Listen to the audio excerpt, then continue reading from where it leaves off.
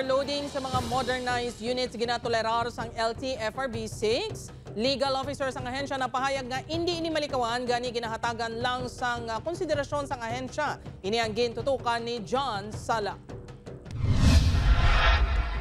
Matapos mag-viral ang video nga ini, ang pasahero nga si alias Henry kag sa karon suspended na konduktora sa isa ka modernized jeepney nga nagabaisanay bangot sa overloading sang pasahero. Liwat nangin pala makutanon kun ang tinutuyo bala nga mas masuluhay kag komportable nga pagbiyahe sa mga modernized jeepney ang ginasunod gidmana. Suno sa Land Transportation Franchising and Regulatory Board 6 nagadepende sa kadakuon sa mga unit ang mga pasahero nga sarang makatindog sa sulod sang modernized jeep kung okupado na ang tanan nga mga bangko.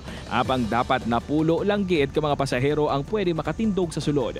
Sa prangkahanay nga sabat ni Attorney June Altura, legal officers ang LTFRB-6, halos tanan nga mga unit ang nagabaylar sini bangod sa kakulang sa mga unit nga nagabiyahe kag sa konsiderasyon nga ginahatag sa mga driver kag konduktor sa mga pasahero. Gani hindi ini malikawan.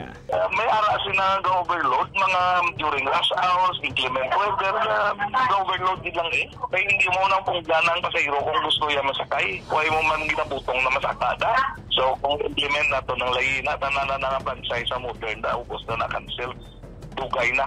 Ang Western Visayas Alliance of Transport Cooperatives and Corporations Incorporated aminado nga hindi gini malikawan kag kun kaisa mismo ang mga pasahero pa nagapamilit nga magsakay.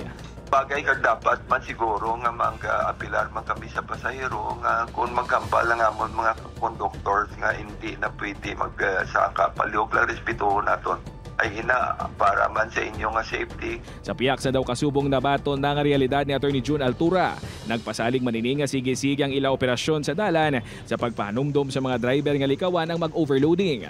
Common sense man in implementing the law. Human experience tells us na may amuna. Hindi man lang natin siya long overloading. All over, may overloading na. Naibaluan niya kung sundo na guidelines ang LTFRB sa overloading. 5,000 pesos ang bayad sa first offense. 10,000 pesos kag suspensyon sang prangkisa sang 30 dias sa second offense. Kag 15,000 pesos kag kanselasyon sang prangkisa sa ikatlong offense. Upod kay Hans Discierto, John Sala. One Western Visayas.